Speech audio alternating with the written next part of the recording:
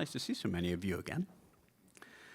Welcome to Rise Together, Data Sharing Across the Rare Disease Ecosystem. I'm Garrett Homry, Research Director for Biomedical Regulatory Policy at the Duke-Margolis Institute for Health Policy. I'm excited to welcome you all today to this workshop convened by Duke-Margolis and our partners at the Rare Disease Innovation Hub at the U.S. Food and Drug Administration. Duke-Margolis is convening this workshop under a cooperative agreement with the U.S. Food and Drug Administration. The conversation today, while supported through a cooperative agreement with the FDA, is not a federal advisory committee. We will not be voting, making recommendations, or other binding actions. As you all are used to by now, we have an ambitious agenda ahead of us. We're going to try and cover a lot of ground on the rather large and extensive topic of data sharing. We view this convening as the start of an ongoing discussion on data sharing to inform development and regulatory review of rare disease therapies. From the numerous scoping calls conducted that helped shape this meeting, we heard the need to discuss what type of data would be most helpful to share, what different types of stakeholders in the rare disease community consider when sharing data, the timing of information sharing, patient involvement in that data sharing process, and the tools, data standards, and infrastructure needs, among other topics. So let me give a brief overview of today's agenda. We'll begin today with opening remarks and presentations by the FDA and Every Life Foundation. We'll then hear a panel discussion on the key contributors and components to data sharing, followed by a presentation on ethical considerations. After lunch, we'll resume with a presentation and discussion on data sharing in practice, use case focus, also lots of reaction to those, and frankly, there will be a plea for additional use cases in the future. After lunch, we'll resume with presentation. Covered that. We'll then cover infrastructure and tools needed to support data sharing, and then finally wrap with a reflection on the day's discussions and envisioning what rising together really could mean. There are real opportunities for accelerating evidence generation for the benefit of rare disease patients, but it will require an openness and doing things a bit differently than we're used to. Logistics. Attendees, whether in person or virtual, you're encouraged to contribute throughout the day. You can do this through the Slido Q&A function. Q&R code will come up in just a minute. We then pass questions to the moderator. We truly do intend to work in as many questions as possible. We also have the opportunity for you to raise your hand, grab a mic, and contribute through sessions through the day. Also, a quick reminder that the meeting materials are already available on the Duke-Margolis event website. Just brought up the QR code for Slido. Go ahead, scan it now. We'll also bring it up later in additional sessions. It'll always have a quick access. Again, time permitting, we really do intend to bring some audience questions into our panel discussions. I think you've seen we really do try and hold to that standard. Please also join the conversation on LinkedIn. It is a great way to amplify the work, where you can mention Duke-Margolis when sharing content related to this workshop. It will disseminate quite extensively. Now it's my pleasure to introduce our speaker for opening remarks, Amy Comstock-Grick, Director of Strategic Coalitions for the U.S. Food and Drug Administration's Rare Disease Innovation Hub. Amy.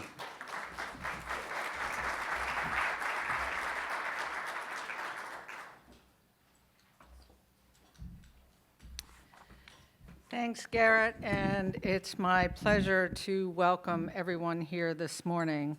On behalf of the FDA Rare Disease Innovation Hub, it is my privilege to welcome you to our third installment of the RISE workshop series, Rise Together, Data Sharing Across the Rare Disease Ecosystem.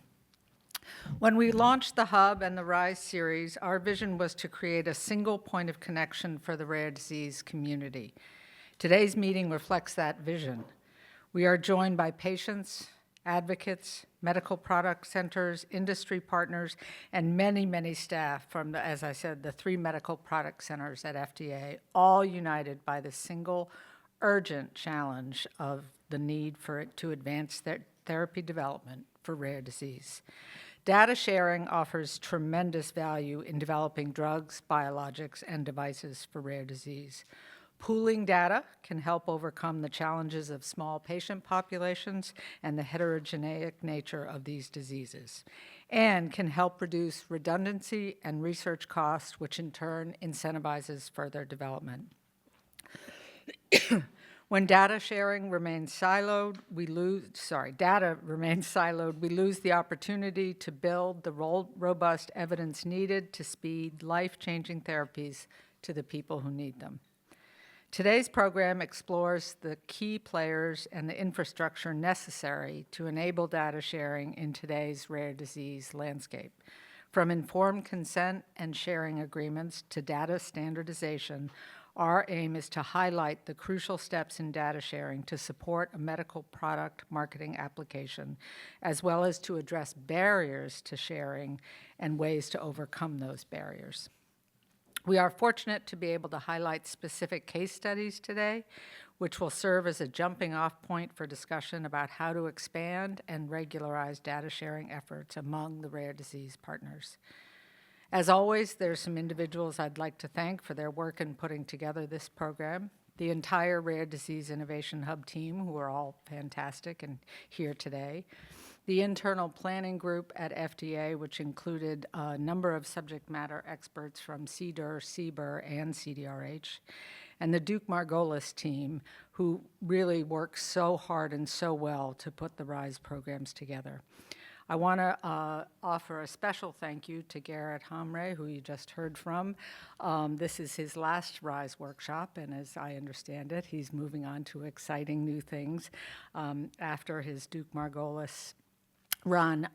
Garrett has been working with the Hub since the launch of the Hub to establish the RISE workshop series, and I have to say, quite genuinely, that he immediately bought into the admittedly somewhat mushy vision we had for this. And he's like, I'm good with it, I can do mushy. And really helped us form very quickly, in my view, a branded, robust workshop series, and I know the roots you helped plant, Garrett, will continue, and we all thank you for that.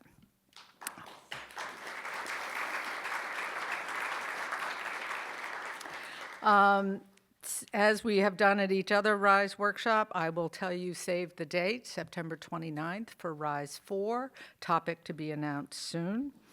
And a reminder that we have a continuously open Federal Register docket to accept proposals for RISE RISE workshop programs.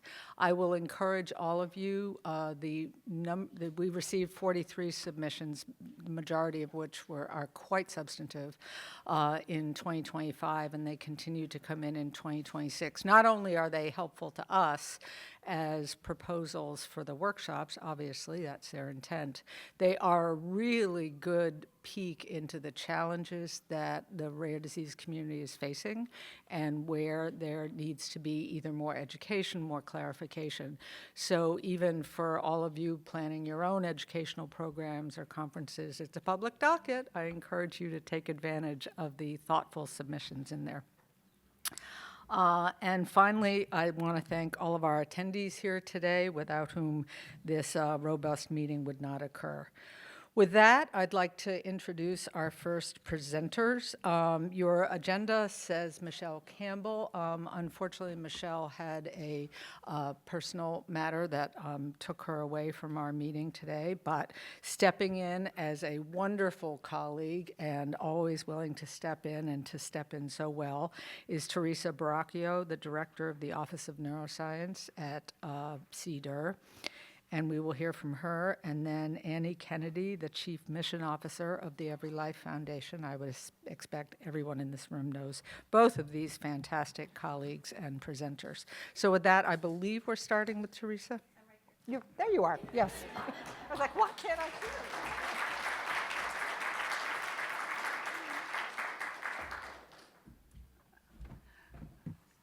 Hi. So as Amy noted, Michelle Campbell was slated to give this presentation this morning. Unfortunately, Michelle is comfortable with me sharing that her father passed away yesterday, so she was not able to join us today.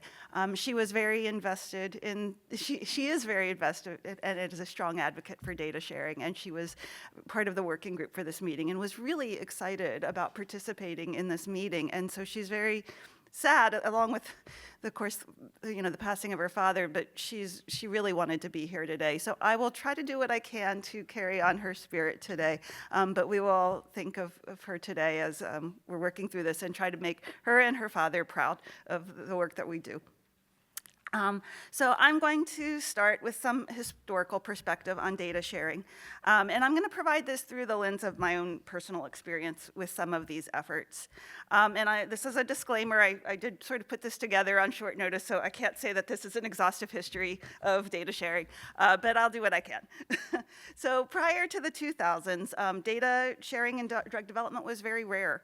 There were some public-private partnerships between industry and academia, but these were primarily for neglected diseases like malaria.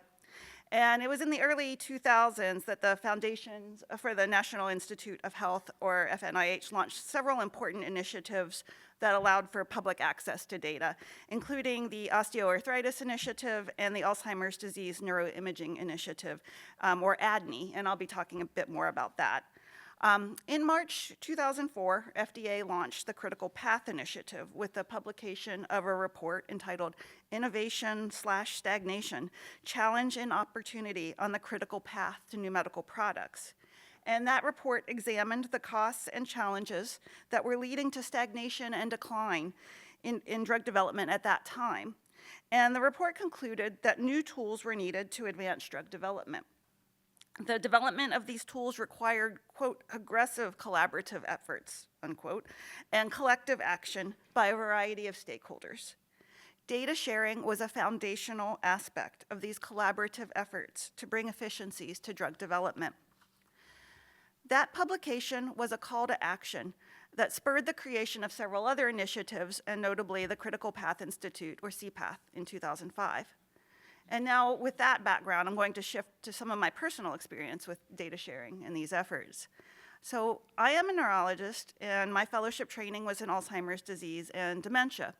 And so even though we're focused on rare diseases today, I think Alzheimer's disease provides a number of great examples of innovation in drug development. Unfortunately, Alzheimer's disease is a common disease. However, because of its higher prevalence, it is the neurodegenerative disease that has the most extensive data and funding for research, and it has provided many examples of innovation for the field of neuroscience. There are many natural history and biomarker studies for Alzheimer's disease and related dementias, funded by NIH and advocacy groups, and there is a strong history of pre-competitive collaborative efforts in Alzheimer's disease research, such as ADNI. During my training, ADNI was the most talked about research project in the field, and it remains an invaluable data source to this day. However, I also remember learning about another innovative effort at that time. In 2010, I first learned about efforts being conducted by CPAth to gather data from placebo arms for failed clinical trials in Alzheimer's disease on the CPAth online data repository. I was excited by this truly unique effort to share standardized, high-quality, proprietary data from pharmaceutical companies, and by the willingness of companies to put aside competition in the name of advancing research to find treatments for Alzheimer's disease. My perspective at that time was as an early investigator, and that view was that publicly available data sets like these were a boon to many early researchers like myself who were seeking their first research funding. Publicly accessible data sets are a particularly valuable and cost-effective asset to support early career researchers who are short on funding sources, and it provides many opportunities to explore and leverage available data to its fullest extent. After completing my fellowship, I worked for a few years at a pharmaceutical company doing clinical trials in Alzheimer's disease, and it was then that I began to appreciate the importance of data sharing as a drug developer. During that time, CPAth developed a clinical trial simulation tool for Alzheimer's disease using the data that was in their repository.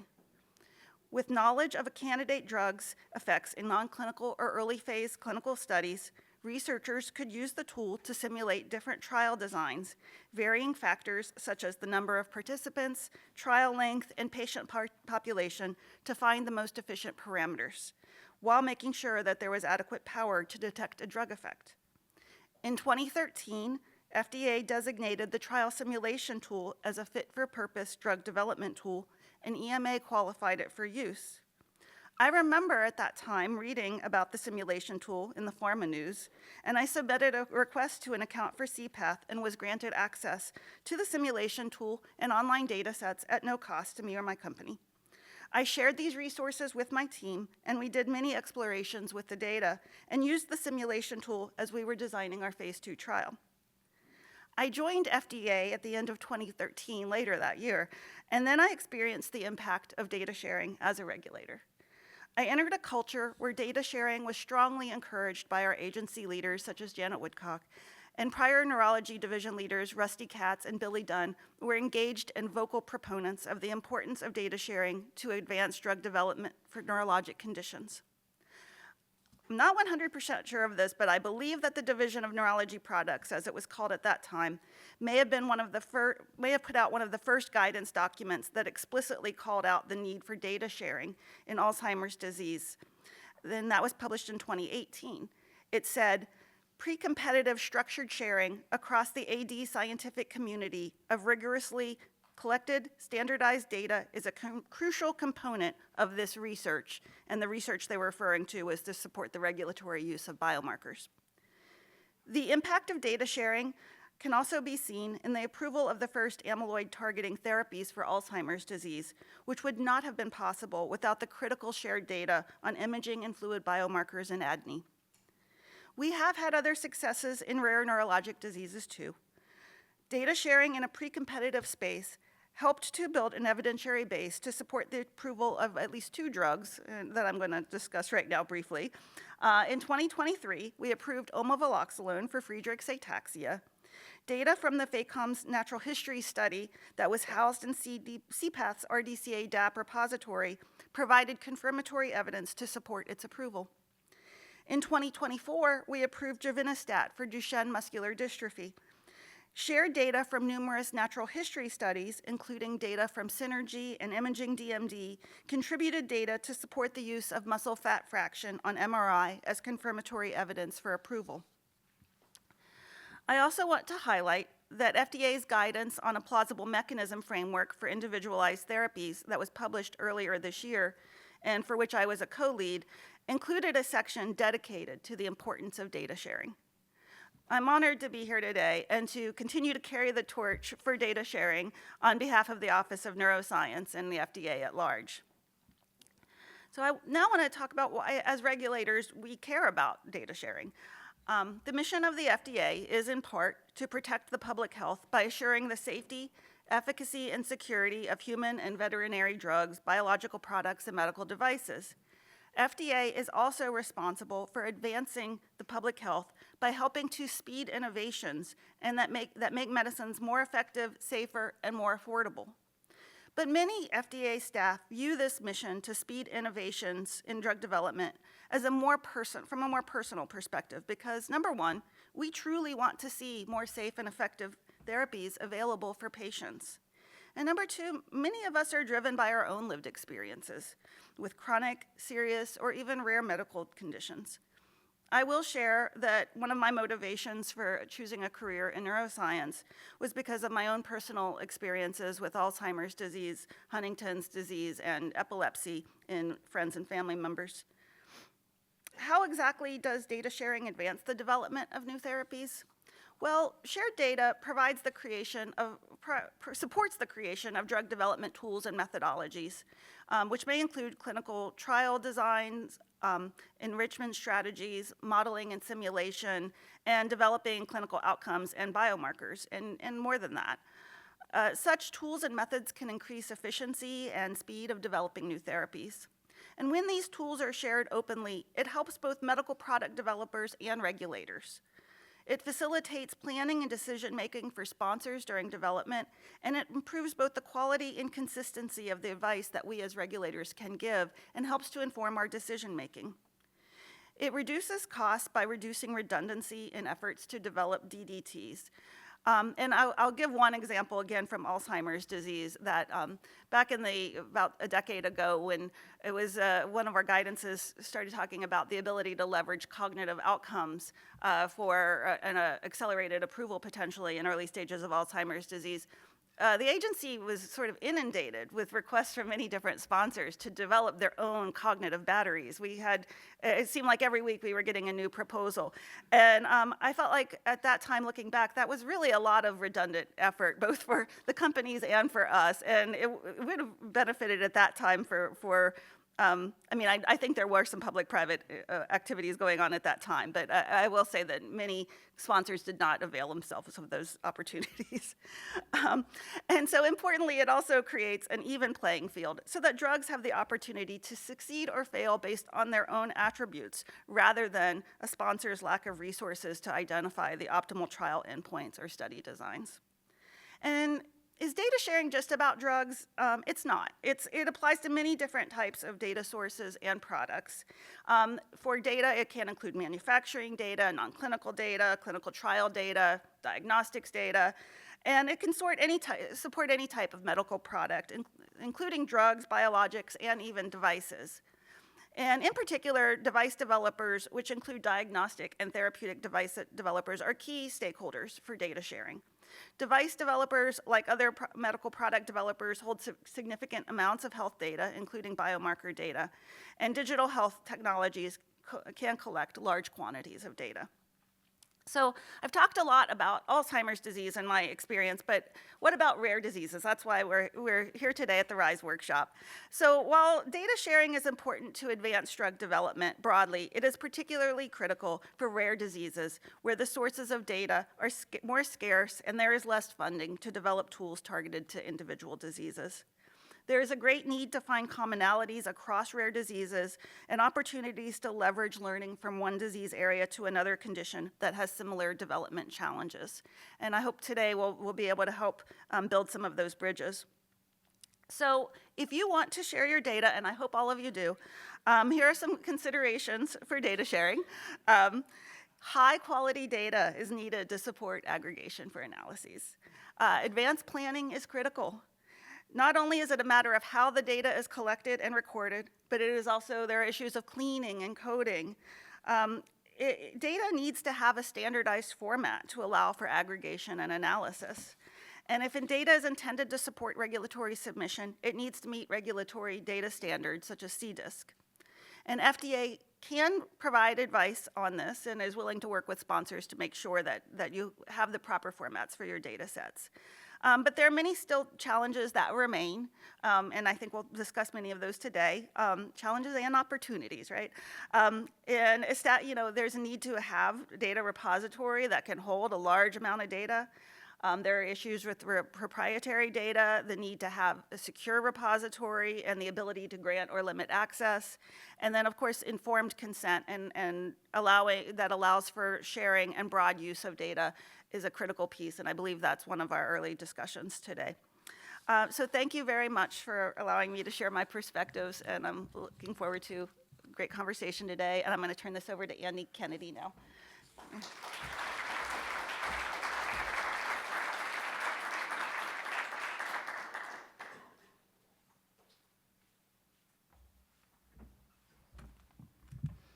Good morning, and thank you to Teresa for filling in with such short notice, and that was really terrific. So I'm Annie Kennedy. I'm with the Everylife Foundation for Rare Diseases, and I'd first like to thank our meeting organizers, FDA, the Rare Disease Innovation Hub, and Duke Margolis.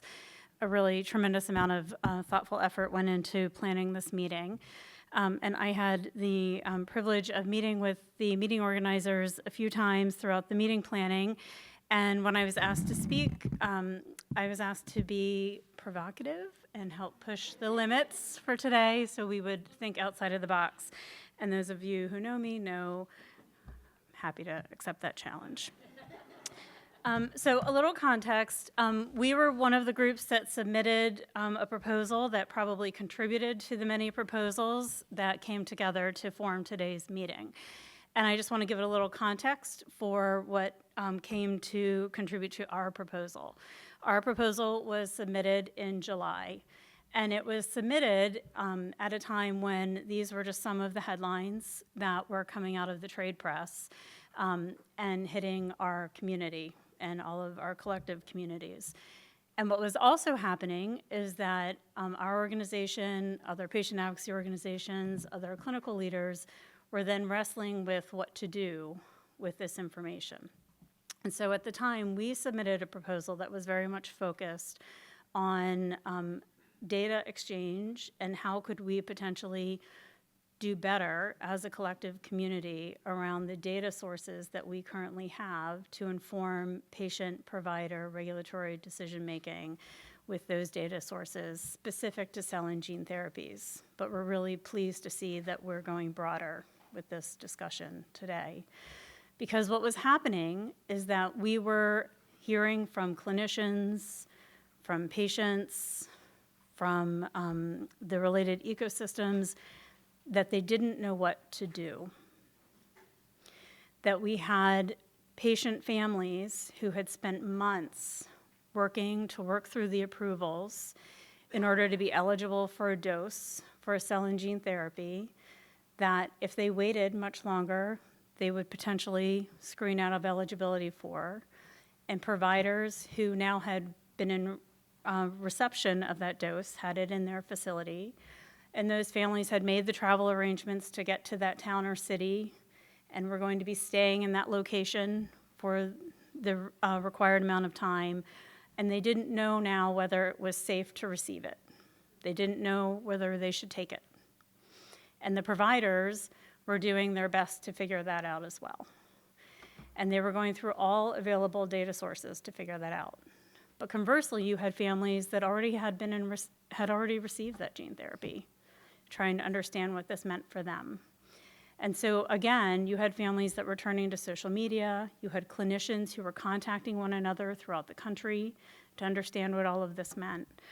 And so we submitted a proposal saying, let's figure out how we do better, how we do more. Because what we were grateful to see is that there are really wonderful patient advocacy organizations that bring these communities together and pull this data and update clinical guidelines and update what is known and work with sponsors to get that information out there. But we know that we have all these wonderful data sources and all these wonderful experts who are coming together today with FDA to inform these decisions. So what we worked with many of those regulatory experts, many of those clinicians and those patient groups to do was put together a proposal, and we submitted it to the agency to say, how do we optimize these risk assessments and these risk mitigation strategies? How do we make sure that we move forward in real time, knowing that innovation is also moving forward in real time, and ensure that we have new approaches in risk management programs that bridge across the safety data practices and inform patient management and protocols? How do we make sure we have more rapid, real-time risk mitigation strategies that include expert consensus for pre-treatment regimen, enhancements to FDA's safety reporting systems, opportunities for best practice communication exchange across clinical and patient communities? How can FDA share data within the bounds of statutory requirements? How can there be inter-sponsor data sharing and sharing with patients and providers? Because there are ripple effects across the communities when these things happen. I want to share a story with you. This is a story about JJ. JJ has myotubular myopathy, X-linked myotubular myopathy, and I'm hoping that his family is watching because they very generously encouraged me to share his story, and I spoke with his parents last night to make sure I had some of the details of this right. I had the privilege of meeting JJ at the Children's Inn at NIH a little over a year ago. when he was back visiting the Children's Inn and staying for just a couple days. And while there were many wonderful families there who I was getting to spend some time with, why JJ really stood out is because there was a buzz across the Children's Inn as his family was there. As many people at the inn had worked there for decades, the buzz was that nobody could believe it was JJ. And people kept saying, "Did you see JJ? I saw JJ, but I didn't recognize JJ. Could you believe it was JJ? I couldn't believe it was JJ." JJ had been one of the patients in the 2018 myotubular myopathy gene therapy trial. And so this was JJ's early years. He entered that trial in October of 2018. He was 2.5 years old. When he went into the trial, he, like many individuals who are born with MTM, had hypotonia, was ventilator dependent, was dependent on feeding nutrition to sustain him. He couldn't hold up his head. He couldn't sit up by himself. He received the gene therapy via clinical trial. This was the image of him at the start of the trial when he went in with his family, his sister Bella, and his parents Javier and Jessica. And then when he came out of that trial in the spring of 2019, this is a picture of him sitting up, holding his head up.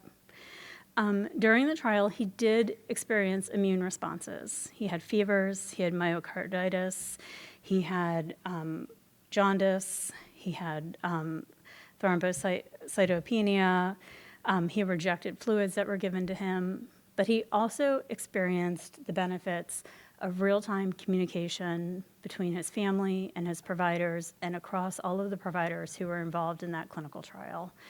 And they figured out how to mediate the symptoms of that immune response. JJ today is thriving.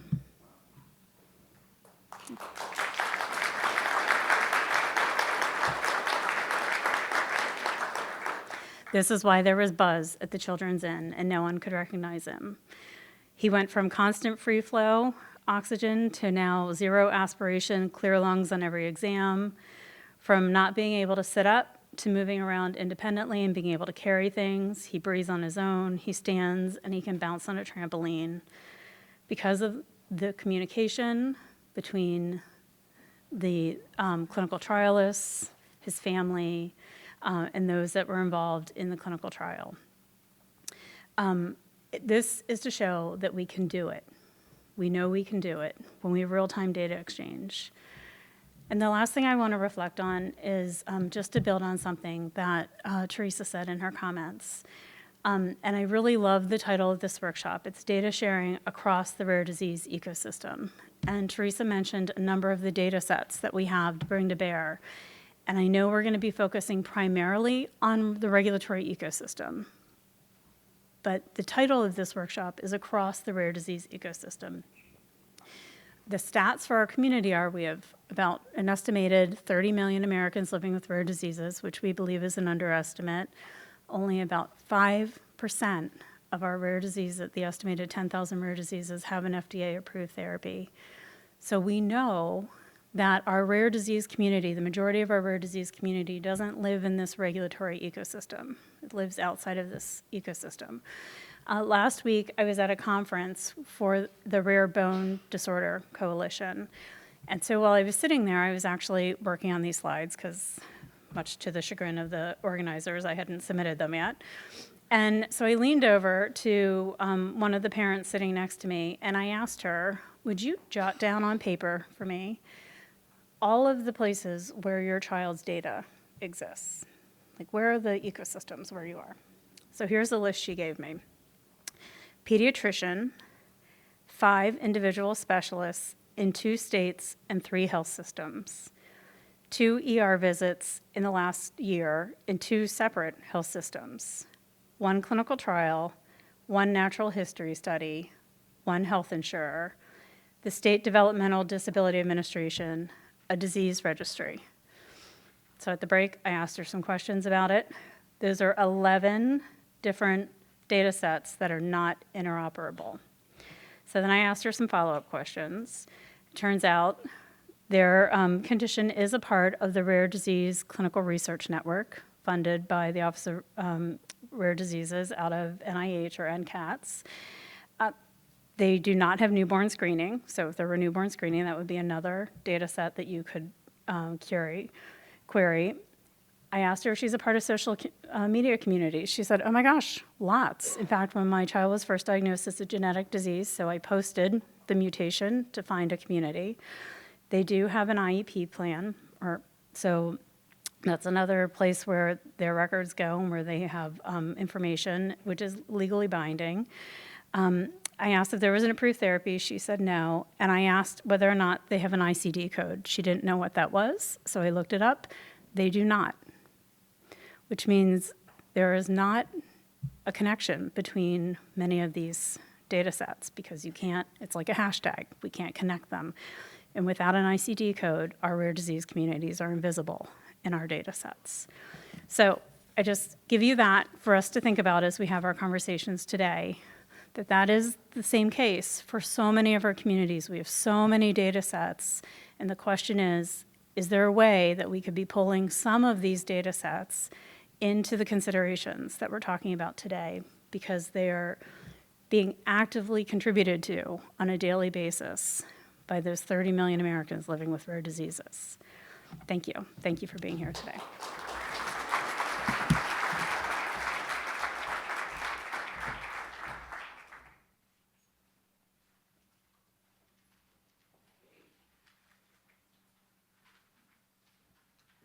Invite my fellow panelists. Can you hear me? Is this on? Can you hear me okay? Kind of? Try again. How about now? Okay, awesome. Please. Thank you. Hi, good to see you, Klaus.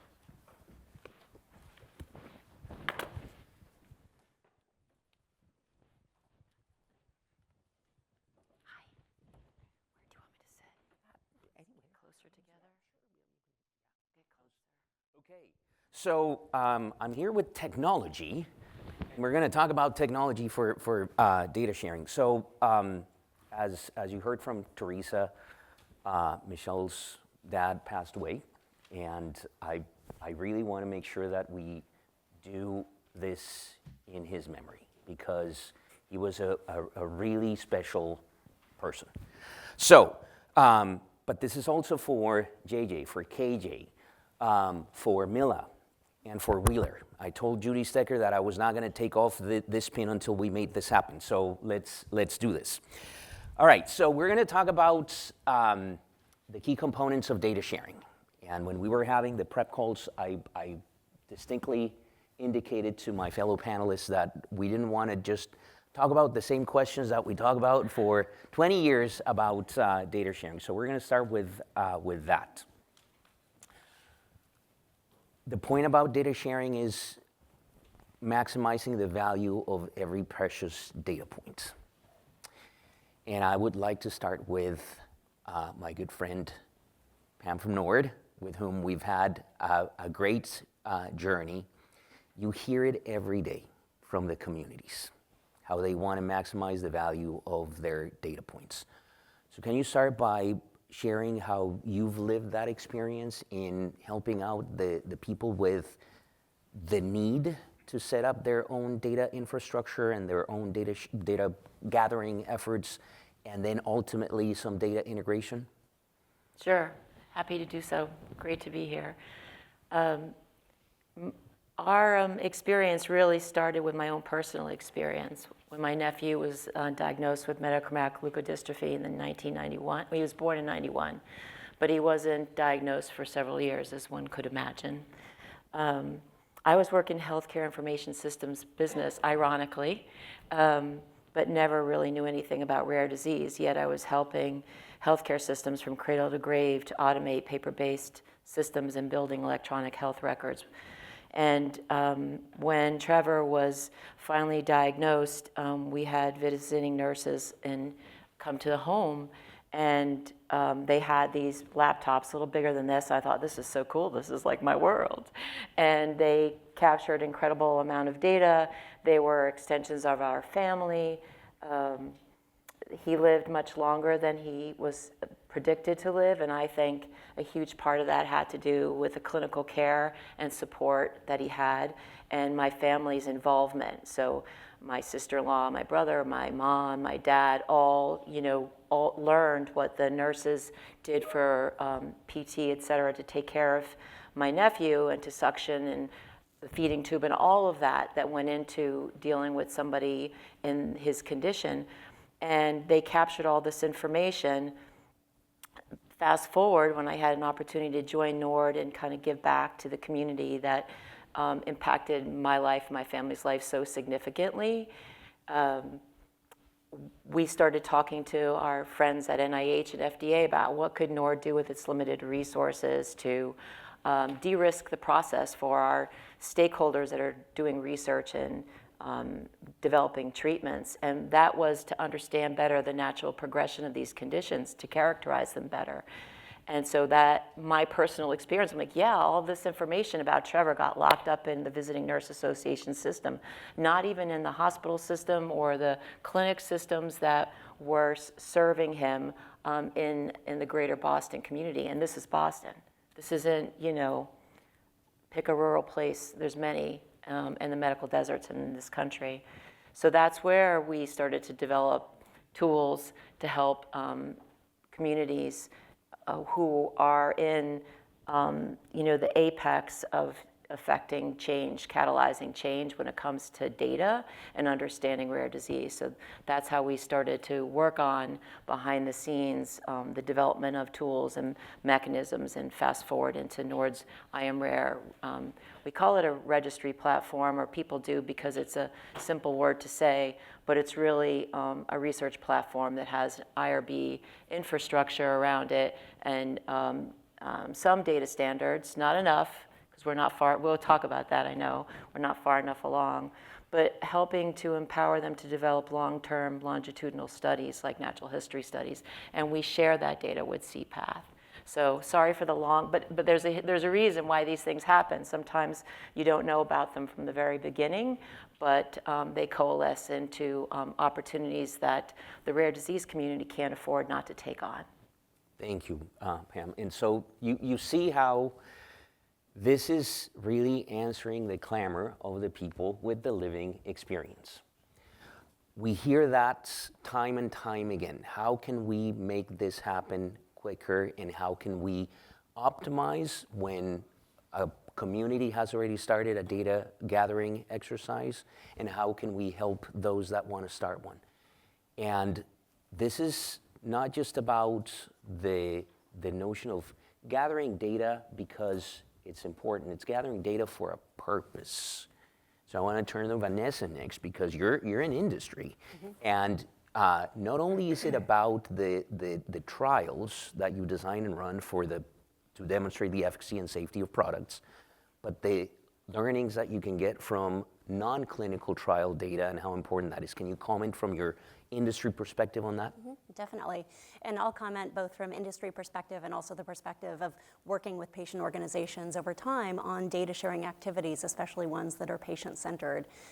So certainly within rare disease, we heard earlier from the speakers already today about the limitations in available data and how that really limits acceleration and advancement of medical research.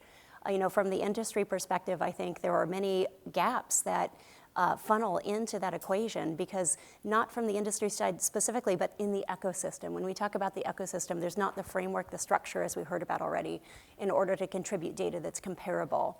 When we think about small, rare diseases, we're talking about data sets where a single study, a single sponsor may not have sufficient information and data collected in order to make those broad comparisons possible. And so aggregating data together from outside sources is really what helps to accelerate and strengthen the understanding of disease. It strengthens the clinical impact that we're looking for, the understanding of that clinical impact, and gives a way that we can combine data, reducing duplication, hopefully, in order to understand those broader learnings about rare disease and about the therapies we're developing. Yes, and that's also especially about the time scale of follow-up, right? Because clinical trials are designed for a very specific purpose, but then there's other data that are very valuable to look at the true trajectory of diseases. I'll turn to Chris next because you have a role with data standards at CBER specifically. Data standards are not about telling people what to do, but how to document what they did. And the FDA has a very important role in helping guide industry how to do that. Can you comment on that perspective from the agency? Sure. So I am currently the acting chief of the data standards branch within CBER's Office of Regulatory Operations. And my work at FDA is centered in a large part around the ECTD standard. And for those of you who aren't familiar with the ECTD, that is the standard used by sponsors to organize and submit their pharmaceutical applications, not only to FDA, but regulatory authorities around the world. And I'm also actually the rapporteur of the ICH M8 Expert Working Group, which is the international organization in charge of developing and maintaining the ECTD standard. And the important thing about that, it's composed of both members from industry and regulatory authorities around the world. So ECTD is truly a global standard. And you may ask, well, what does this have to do with data sharing? And that's what I asked myself when I was asked to participate today. But I think, be it whether you're a sponsor submitting regulatory information to FDA or in data sharing across multiple types of stakeholders, the principal foundations are the same, right? The data should be standardized, well documented, well defined, and easily interpreted. And I think this is especially true from the perspective of rare diseases where the populations are very small and the data is spread across a variety of organizations. So my role here today is kind of provide a perspective from data standards and structure, and also to learn more about data sharing initiatives. Awesome, Chris. Thank you. Now, Rebecca, you and I have been in a journey of data sharing since the beginning of CPATH and the beginning of Vivli. Yes, we have. Can you comment on the notion of actually making it happen and the kinds of learnings that you see very quickly right away when you start integrating data, and how standards are so important, and keeping the goal in mind, building on what Vanessa and Pam said? Yeah, of course. I'm happy to do that. And of course, I'm here in my role as leading Vivli, a large data sharing platform, as well as a clinical trialist. I mean, earlier in my career, I ran many trials, but the ones that really stand out are the ones in rare disease. One of the first trials in DMD, Duchenne muscular dystrophy, as well as SMA.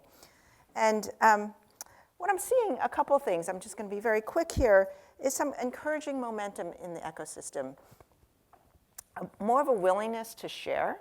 You know, we have over 8,000 trials that we're sharing. I will tell you a very small percentage of them are in rare disease. But I'm an optimist, and I'm seeing really an encouraging momentum of a willingness to share, not just in large pharma, but also in smaller biotechs and mid-sized biotechs, as well as disease foundations. So I think that's a positive signal. Of course, there are some challenges, and we'll be talking about them later today. I will say also that we, of course, with so many trials, each trial that we receive, many of them are in common diseases, such as cardiovascular disease and metabolic diseases as well. But the ones we receive in rare diseases are truly transformative. So that I can definitely say. And what we at Vivli are particularly focused on is providing the right infrastructure to allow those that are contributing data to feel comfortable in this trusted infrastructure, and to provide this infrastructure and enough flexibility for those that are contributing to feel like they have some control over the process, but providing this infrastructure and framework for them to contribute. And also a transparent request system that is user-friendly for requesters. Yeah. Thank you. So what's important about this first set of messages is that, number one, there is a mandate that we all have from the communities. There is a clear opportunity for industry. FDA is providing the guidance structure for how to deal with the standardization of data, and then we have platforms where we can make all these data sharing activities happen. But what about the so what factor? We're going to be sharing data for the purpose of figuring out disease trajectories, characterizing disease patterns. That sounds very population level, which is great. And that speaks to the example that Teresa shared in Alzheimer's disease. I'll share a very personal note with that effort that Teresa shared. I was employee number 12 when I started at CPATH back in 2007. That collaboration in Alzheimer's disease was actually launched in this room in 2009. 2010 is when Teresa started interacting with the database that we put together with the first 2,000 patients across 9 trials from industry that were shared with us in Alzheimer's disease. And I was hired at the time to try to figure out how to put together a model, the model that Teresa ended up using, the clinical trial simulation tool. And the first thing I saw was 9 trials with 9 different ways of capturing biological sex. That's got to be the best example of misuse of creative time I have ever seen. But what's important is that we have come a long way. That is becoming less of an issue with industry data, but it's still an open opportunity for non-clinical trial data sources. And there's the notion of ontologies as a way to deal with that type of opportunity. CPATH and Vivli, we've been talking about ontologies for quite a while. So can you just comment on the importance of ontologies for the integration of clinical trial and non-clinical trial data?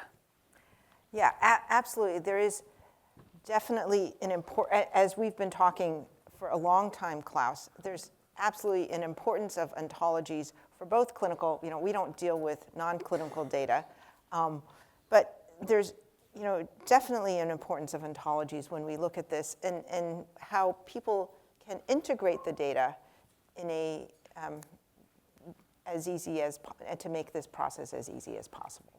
Yes, and we just got a really great question from the audience about the balance between the mandate for data privacy and the mandate for data sharing. Pam and I have discussed this a million times, it seems, where absolutely this is not about breaking data privacy regulations, but we have a mandate from the communities to make sure that we maximize the value of every precious data point. So, Pam, can you comment on how we continuously work to balance data privacy with opportunities for data sharing, serving the community? Yes, and as you can imagine, when you're trying to capture information from a variety of different people, that where they are on the spectrum around data privacy is not the same. So like a bell curve, most people are in the middle, but you'll have people on either end. And I think we have to be patient-centered in our stewardship of this particular issue. Participants want to understand why their data is being shared, and they want to understand the benefit to sharing that information. For us, a lot of what we're doing is educating people on concepts that they're not necessarily familiar with, and they shouldn't be. They don't necessarily know what an IRB is. Even those who are in some kind of professional field within healthcare, if they're not involved in research, are not going to really understand that. I mean, how many of us go to medical appointments brushing through the HIPAA papers and the consent papers and blah, blah, blah, blah, risk, blah, blah, blah, sign here, right? And so that still trickles down into patients participating in studies and participating, even if a patient advocacy organization is driving the study, the ability to understand that. So those all kind of fall into this category of good governance and establishing trust. And then being able to develop these consents such that you can have the flexibility to understand how this data could be used downstream. You may not even know all of those ways in which that's going to happen, so that you don't have to go back and reconsent people. But also make it crystal clear in lay language what it is that they're signing up for, because that's empowering. And it's also just fair. Yes, and another important message about what Pam just shared is involvement. Involvement of those communities from the very start. Beginning. We help them through the whole consent development process. We have templates for them. They can componentize it. The consent rules in Canada, for example, are different than they are in the U.S. And they have to be empowered, and they're eager to learn and understand and engage. We just need to be good stewards of it from an educational perspective as well. Absolutely. And then let's talk about the plausible mechanisms draft guidance that the FDA issued about a month ago. This is a pretty rich guidance on the entire process of how things could look like for the development of really ultra-personalized medical products. But we're not going to cover every single step of the process that the guidance covers, but we're going to cover what matters to this conversation is the last page. I encourage everyone to just Google that guidance document and go to the last page immediately. It's a pretty visionary encouragement from the agency to focus on data sharing. And that is a pretty powerful leverage for this question from the audience about the data privacy versus the value of data sharing as a whole. So, Chris, it's about the data standardization for trials, but also the data standardization of data points that don't necessarily see the light of day with the agency. But those are really important data points as well. And so specifically about therapies like ASOs or gene editing or gene therapies or cell therapies or RNA-based therapies, for this type of ultra-personalized application, how do you see the value of integrating as many data points as we can for those therapies that could be developed for one individual today, 3 individuals 6 months from now, 7 individuals a year from now, et cetera? Right, so you have a lot of issues, again, with such sparse populations, right? And it's very difficult to de-identify that information.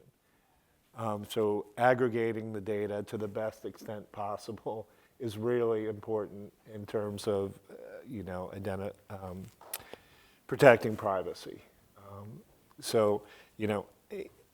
I read through the guidance and the last portion about data sharing and the important note about providing consent language as appropriate. So I think this is,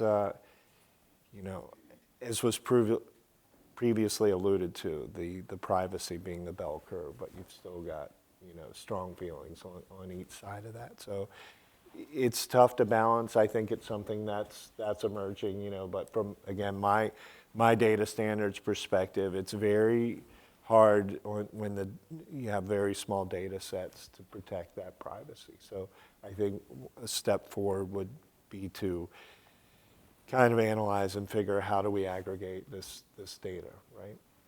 And the importance of collaboration over that, involvement with the communities from the very beginning, involvement with industry from the very beginning to make that happen. Because one of the corollaries from the encouragement in the guidance is that we can't expect, it would be completely unfair for the FDA to do this alone.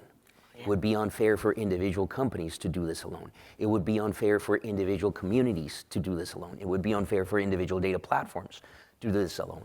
We need a very concerted collaboration for this.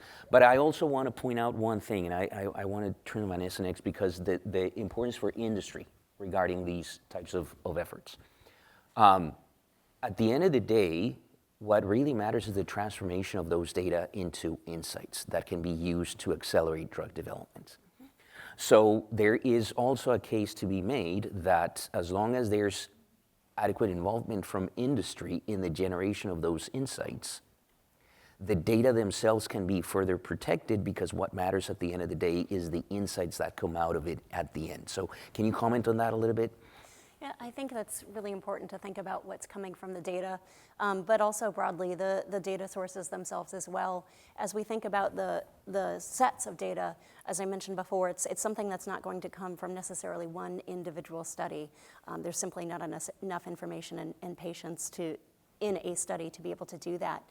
The insights are key, and how we aggregate that, talking earlier about protecting privacy as well, how we aggregate that information, how we make it available so that it can be used to accelerate medical research is really important.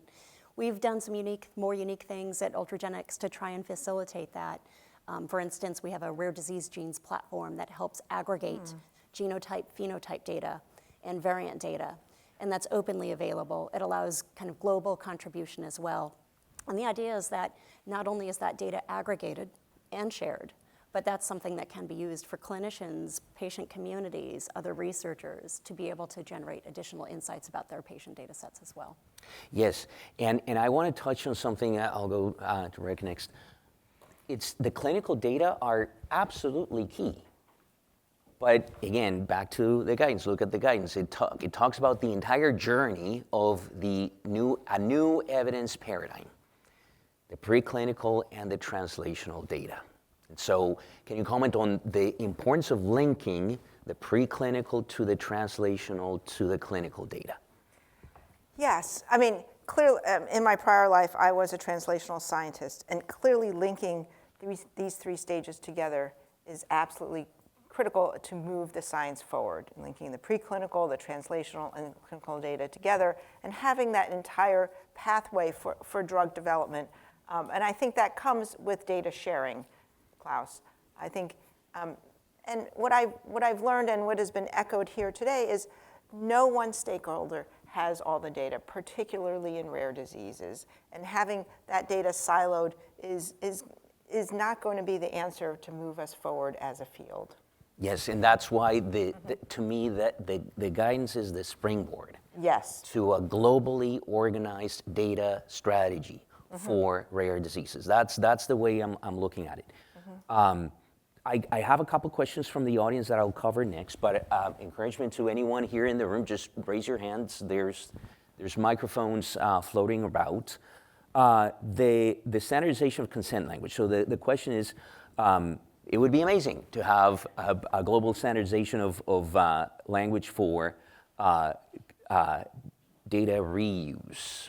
And so the question is that possible? The answer is yes, but I'll have the panel comment on this, and who would, quote unquote, own that standard. And so, Pam, you've been part of that journey a lot, and also with us. So can you start commenting on that? Yeah, I'll start with the end. The ownership is really a challenge that we've experienced really across this entire, for like maybe, I want to say 2 decades. It isn't the technology that's the problem. It is control and ownership of data. We've automated hospital systems and clinic systems, nursing, SNFs, generations ago, decades ago, I should say. So it really is the control and ownership of data. I would say the challenge with creating standards that are not established and controlled by a neutral party results in an unraveling pretty quickly, or the inability to achieve the ultimate goal. And that is a problem. And that is a problem no matter what. It's worse in rare disease because it takes a marginalized community and fragments it further. So for me, talking about being provocative, I don't know where Annie is sitting right now. I'll just make my provocative comment that is one of our biggest challenges moving forward and achieving any of these goals that we're talking about today. Yes, and that's an important insight, Pam, because one of the key things regarding the standard for consent that actually allows properly the integration of data will never be static. It will never be static because the regulations across multiple jurisdictions are going to continuously evolve. And what matters is, again, the involvement of people. The vision for a collaboration that actually helps stay ahead of the curve with those evolving components of consent forms is what is at the core of the opportunity for the envisioned set of collaborations that we can start today. And this is, again, the 1 to millions idea that we have announced. Now, another question from the audience. Is anyone being successful at consolidating the data at the gathering source rather than waiting for the data to be generated and then be shared? And so here's the part that I love about this question. We're not patient-centric today, and asking for multiple times for different studies is a challenge. So again, this is about the people that we serve, and this is about very small populations. I want to get your thoughts on how that actually represents an opportunity, because we're dealing with a much more manageable sample size to push for this. So I'll just go in the order we're sitting. So Rebecca. You know, clearly we're not looking at an N of 1,000 or N of 500. We're looking potentially an N of 1 or 16, and that seems much more manageable. In the time scale of how trials are run, you know, we could be looking at least at Vivli, data contributed that are gathered 5 years ago, for example. So there has to be a lot of foresight into that data gathering stage. But I love the question, and I think as we plan, I think that could be the future of how this is done properly. So thank you for whoever Love it. asked that question. Vanessa. Yeah, I think it's certainly a very, very important question. In the GM1 community, for instance, we see the data is so highly fragmented. This is a community of several hundred infected families, and there have been at least 6 industry-sponsored natural history or similar data collection efforts. So you can imagine the experience families have of contributing this data over and over again. And so when we think about kind of what is needed to answer the question here, it's also the support, the infrastructure of that gathering place, having the common data elements or agreed upon elements, having the ontologies we talked about earlier, even having standardized terms for metadata. How do we capture that metadata? All of those alignments are really important in order to enable that interoperability, that comparison of study data. Excellent, Pam. There needs to be an incentive layered on top of that to make that all happen, because a lot of that data exists, but where does it exist? In the clinics, in the hospital settings, in the emergency rooms where people are being cared for. And so the data is being also captured for a different purpose. So provenance is important to understand. That's why we have different ontologies. They were usually built for the purpose of whatever the activity is that we're capturing that data. So it adds layers of complexity, but they're not unsolvable. It's really about ensuring that we have the incentives to and drive the desire to address them. Yes, Chris. So starting at sourcing the earlier that you can apply standardization, the better, the more cost-effective, resource-effective, the earlier you can, because if you're trying to retroactively doing that, you're looking at a much bigger project and a much bigger time suck and a much costlier endeavor. And Klaus, one other thing I wanted to speak to, back to the guidance in general and kind of FDA's role in this in general. While FDA has come out and said, we strongly support data sharing, there are limitations to FDA's role. FDA cannot mandate data sharing. Going back to ownership, FDA cannot maintain databases, right, of this aggregated data. But what we can do is advise on regulatory expectations, maybe advise on key data elements to better inform regulatory decisions, and also provide clarifications on privacy expectations. I think that would kind of be FDA's role. in it. Perfect. And that's a major contribution to the collaborative mindset that we want to set up. Pam, while you Serve as a comment? catalyst, really. Exactly. In the effort, which is really important because they have a horizontal, a great view, Yes. a wide and long. Yes. I think we have a question from the audience. Good morning. Thank you for this wonderful panel and for this meeting. I'm Azalea Candelaria. I'm with the patient advocacy group, Aplastic Anemia and MDS International Foundation. We represent 3 therapeutic areas in rare disease and ultra rare. And I wanted to elevate a couple of hurdles that we face as patient advocacy group. Sometimes the FDA will require a company who has an approval to begin a registry in a certain area. And sometimes we find it difficult in patient advocacy to be able to insert ourselves in that process. So some of the incentive isn't there for industry to partner with patient advocacy groups in creating these registries that are post-market, and we find ourselves sort of begging to be included, particularly at the beginning. Another hurdle I'll offer is, we're constantly looking for data. We run a PNH registry that's natural history, patient reported, and we share data with our partners. However, sometimes we run into hurdles with industry, particularly legal and compliance, when we're asking for your data to be shared with us in terms of even the key opinion leaders that you all have flagged, or patient insights or ad board insights. We're considered risky to share that information with. And so we are trying to constantly get information, health economic information, that type of thing, so that we can improve how we show up for patients. So I wanted to just get some reactions from the panel around those hurdles. Thank you for that question. We hear that all the time. 2 things before I go through the panel and give you some insights. I would encourage you to follow up at the break with this individual sitting right here, Colin Hovinge, and the guy behind you, Ron Bartik. Ron did one of the best examples in having foresight. You already have a registry that you have a lot of power, but you need to leverage that power with the right dials.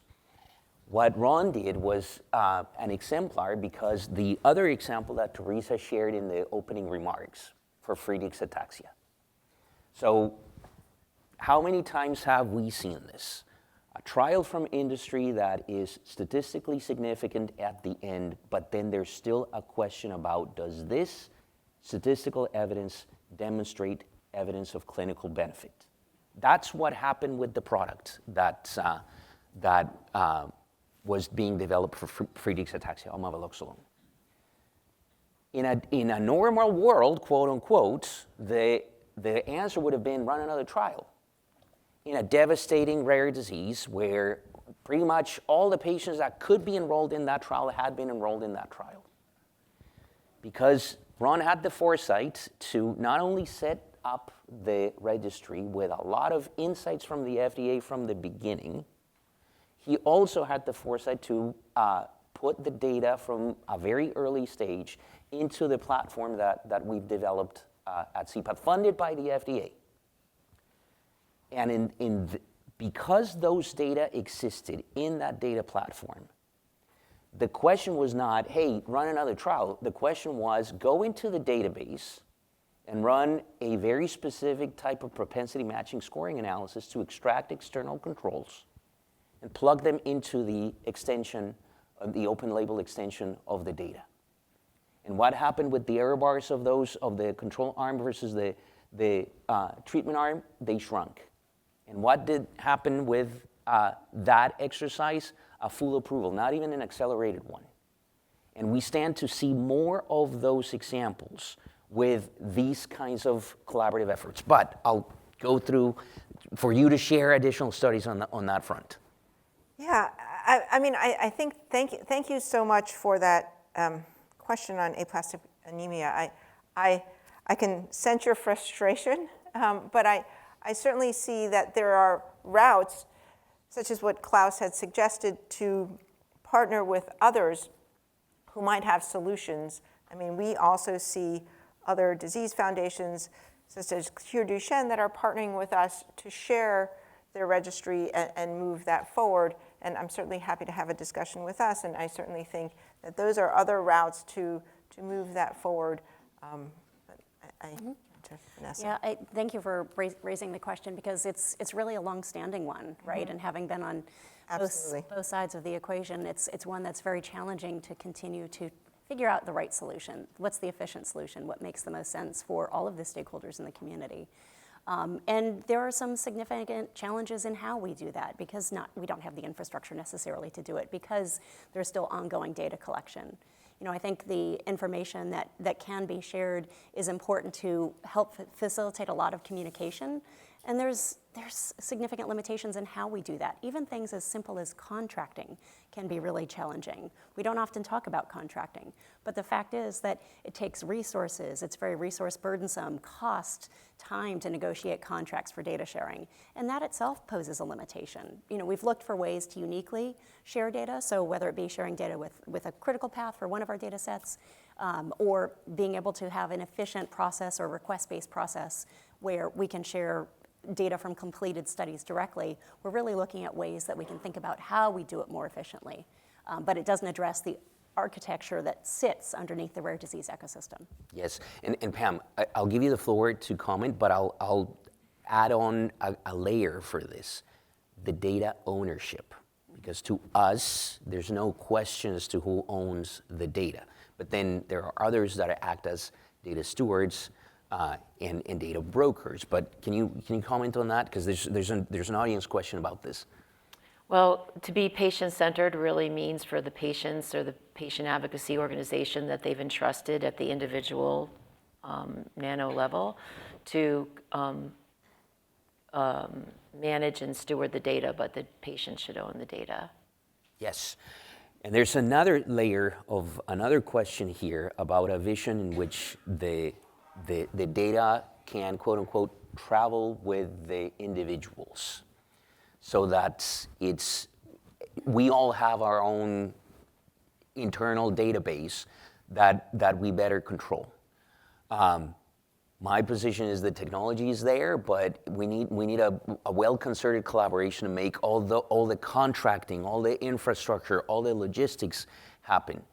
And to use Pam's word, I think that guidance is a catalyst for that. But can you comment on that vision of the future? Yeah, I think the future is the ideal ecosystem is really having connected platforms, such that we don't have silos that exist with data pods. You know, especially it is so important in the area that we're talking about today. You know, I think our collaboration is a really good model for that, Klaus. You know, having RDCA DAP and Vivli sharing data together. And I think FDA's role today, as of course not building the infrastructure for data, but as a signal setter, is also really important. Clarifying, you know, what data and evidence is really acceptable to moving forward is really important in this ecosystem as well. Vanessa. I do see it as, again, another long-standing issue, right? There was a time many years ago where, in terms of unique identifiers that could be used to compare individuals across data sets, there were something like 9 different systems for unique identifiers. And those systems were not universally accepted. And so you had multiple unique identifiers that never really assimilated with each other. And so, you know, we still don't have that magic bullet. I would love for that to be here. We still don't have that magic bullet. And remembering the importance of how do we generate systems, to your point, how do we generate systems that allow for that interoperability, ensure that it's patient-centric, there's still some work to be done here. Yes. Let's go to the room, because there's a question there, and we'll go to you. Klaus. Yes. Hey. Hey. Marshall Summer and Common Cares. So the sands are shifting beneath our feet while we're kind of sitting here thinking about this. Best estimate now, there's about 16,000 identifiable genotype-phenotype correlations. I don't even know if we call them diseases anymore, because there's about 10 new ones a week. Some of these groups are so small that organizing around an individual a natural history study is going to be hard. The other thing is ICD, as someone mentioned earlier, probably I think caps at 5,000 to 6,000 rare diseases. So what do you do with the other 10,000 from that standpoint? Are we going to have to go to a new model where we actually look at large aggregate data sets where patients participate, and then you can carve bits out from that, and how do we get that going? So the answer is yes. Again, to me, that the guidance is such a catalyst for that. And I can't insist enough on how important it is to have that encouragement from FDA. To your point, I mean, the whole thing, the rest of the guidance deals with that, right? So we have the technology today to design those types of treatments, but this is about a new evidence generation paradigm, and that's what we need. And it won't be possible without all of us coming together. If we don't come together, this is going to take another 10 years. And it shouldn't. And it shouldn't. So the community is asking for it, the FDA is open for it, industry is looking at this as a way to have a viable business model for these types of solutions. And we have some of the infrastructure already here to make that happen. So your point is very valid. I think we have another question. Thank you. I actually have a couple of observations. I'm wondering if we think about an output of this as some sort of consensus document, getting away from the guidance language. Annie's comment, that the one family had 11 different systems involved in their data. We focus a lot on clinical trial data, but it is that broader picture of the experience. I talked to a family on Saturday who took their first spring break trip with their 9-year-old child who has a rare disease and their 5 other children. And it was the first time they'd ever gone away as a family, and they tragically ended up in the ER. But that system could not talk to their patient gateway system for their home care. And they were asked to send all this information, and they were so stressed about the aftermath. And the mom said to me, we're in a new ER with new people trying to explain this disease, and now I'm responsible for getting all that information back. It's unconscionable. But if we think about a consensus document, I've worked on 2 very strong, impressive trial failures in ALS. That's a community that's done a lot of this right with the PROACT database, a lot of HCP and patient advocacy involvement. And in both cases, we, on the industry side, did everything right. We wrote the consent form. We talked to individuals about what data sharing meant. We defined it. Not a single person said no. They wanted their data shared across borders. They wanted everything shared. We did that on the front end. On the back end, when it came time to share that data, it took 2+ years, even with quote unquote good consent forms. So I think we need to get better. And I also think we need very clear definitions of what we're talking about. Data is not data is not data. Is it biosamples? Is it biosamples that are going to expire? Is it cardiac imaging that doesn't mean anything 3 years later? What are we talking about? And get really clear on that. I've not yet met a family across, I think, 27 rare diseases I've worked in that doesn't want to do this, and privacy is not their concern. That is not the issue for them. But yet all these families every day get some notification from the public that their data has been breached. So they want some assurance of what does this mean? I don't think we're answering these very simple questions. And I do think we could have common consent language that could solve for some of this if we're willing to give up a little bit of the privacy rigor for all the right reasons. Do you want to comment? Yes. So I think that is such an astute observation. So thank you for the question. I do see, and I'll just speak from the Vivli perspective, is that I think we have to come up with different governance frameworks for sharing, particularly for rare disease. I do see a significant challenge from our perspective, not in the willingness to share, but when we ask for rare disease data or small data sets with small numbers, that is a barrier, and we only accept anonymized data.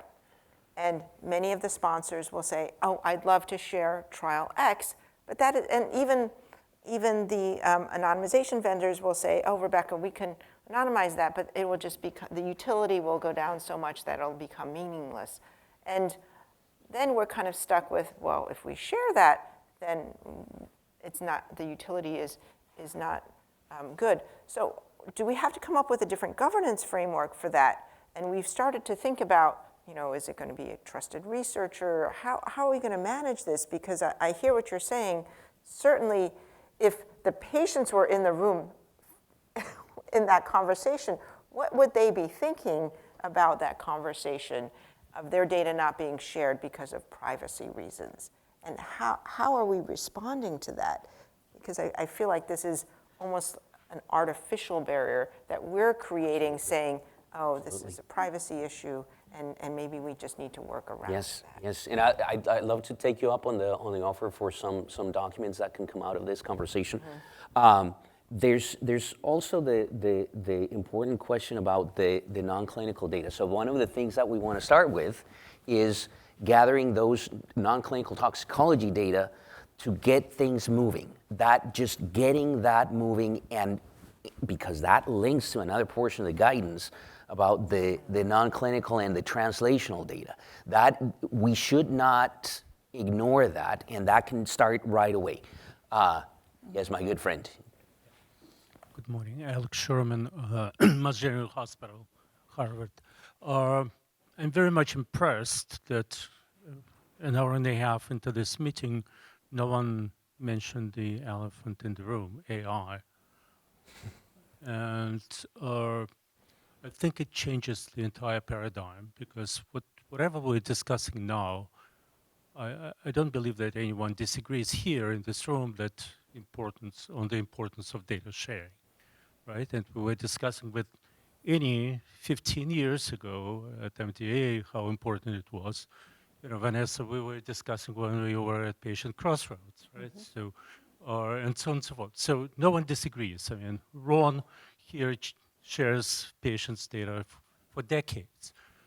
But it seems that AI changes the entire paradigm. It changes everything from security perspective, and I do experience that patients are less likely to share data because we cannot assure them that the data will be secure with AI. It will not be re-identified with AI. Similar, we have to change ICF consent forms because it's not secondary use, it's AI use. We need to implement standardized AI language into data sharing agreements, licensing agreements. We want to limit somehow your data, our data, right? So spreading across the world and the AI and so on. So I was wondering, what changes for you with the AI kind of? I understand, I mean, this discussion would be perfect in 2019. Does anybody want to start with that? The AI aspect? I think it's a challenge. One of the fundamental things we've talked about here is how we have transparency into what's happening, that people can opt in with informed decision-making and how their data is used. But that Alex's question really speaks to the amount of control, how that data goes beyond into a broader system where perhaps we don't have that same amount of control.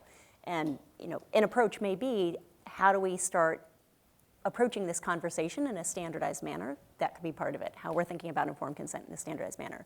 But I do think it's a big challenge for the community.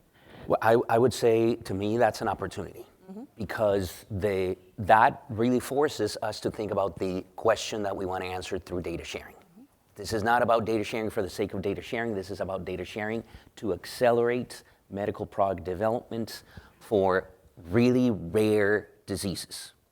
And to me, that's where the opportunity lies, because this is no longer about, let's try to figure out what we can learn from data. If we start the data sharing component with the end in mind, we can actually turn around the AI challenge and turn it into an opportunity to learn the most that we can from the data to answer those questions at hand.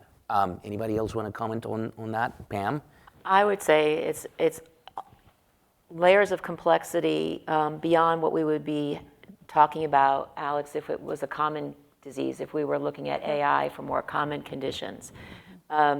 Because we're also dealing with rare, working with the general public is really a key part of it, right? We've been talking about patient advocacy organizations. They're part of the public and individuals. And so societally, we're trying to deal with this fast-moving, faster than the Excel, I don't know, pick a European or Asian train that's going super fast, because it's going faster than we have the capacity for many people to absorb. And so we're in the midst of trying to educate the general public about what AI is and what it isn't. Government entities that are potentially looking at regulating it. And all of those things just get exaggerated rather, when it comes to rare disease because of the small patient population. So the size of the data sets are smaller. What's the quality of the data being used to inform algorithms? We know and we hear now with big data sets that you can't believe everything that you're getting back from some of the tools that people are using, and yet people are using them and actually, in some cases, using them as their therapists to evaluate, their life's questions. So it's incredibly, the potential is insanely positive.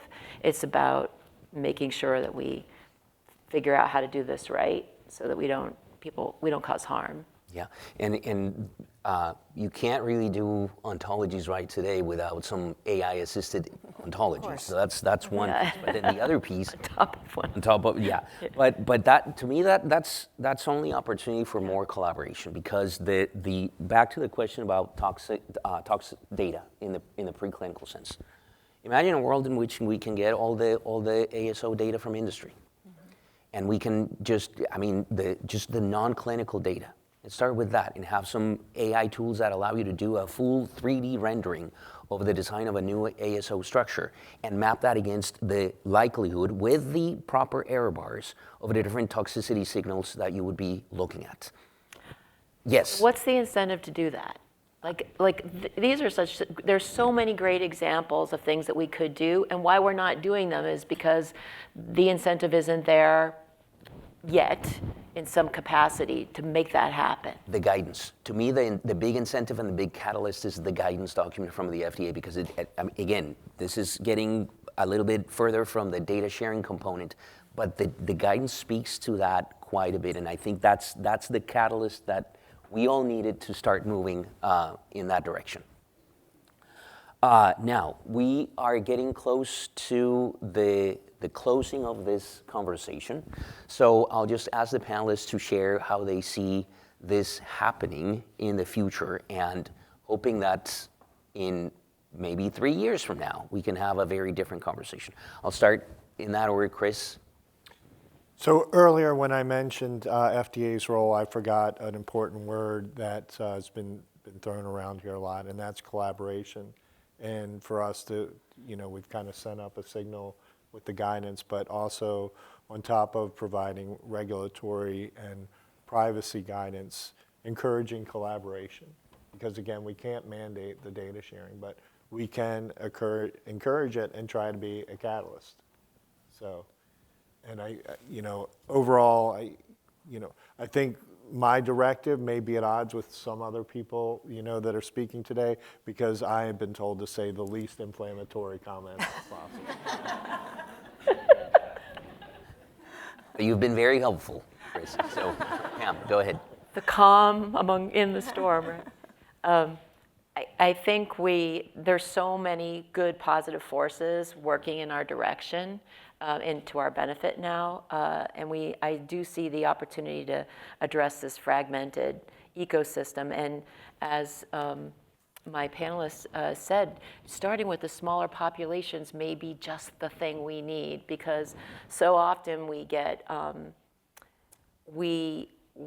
frozen in this analysis paralysis when we try to boil the ocean. So if we start with something smaller, it seems more doable, and you're focused on actually achieving those iterative, agile successes. So I'm all for that. Awesome. Vanessa. Well, I think the AI comment is really appropriate, because in 3 years from now, in 5 years from now, this conversation may be very different. We may be having it as robots. Yes. And so on top of us being replaced, the data as well. And so, historically, we've talked kind of about that historical siloing of data, that fragmentation of data. But really, sharing data is something that helps increase the evidence that's known. It helps increase the confidence in a data set. It helps provide a consistent framework for decision making for data. So data sharing really has those important attributes. But it's not just an efficiency tool, which I think we all are looking for, and AI will help with, but it's also foundational. It's foundational to build a credible and timely resource to accelerate decision making. So Klaus, to your question about what does it look like in the future, I hope that we can use many of the learnings of the past, use technology from today, and really help drive a tool that can help with that timely information and credible information. Thank you, Vanessa. Of course, and building on my previous panelist, I think ensuring that the infrastructures that are in place are connected and not siloed, that they are able to be scalable. I think that's really important and sustainable to allow researchers and data contributors to be able to trust this infrastructure, to be able to contribute their data. I think AI is going to be, of course, play an outsized role, and we have to be able to de-risk this for those that are contributing data to be able, and particularly for small populations as we move forward. Yes. So I'm going to wrap things up with a few thoughts. So number one, let's turn challenges into opportunities. That's what this is about. Let's leverage the catalyst that the guidance provides us with. Let's make sure that we generate the kinds of organized thoughts that are going to help us make this happen. Let's focus on collaboration because no single entity can do this. And the hype versus hope.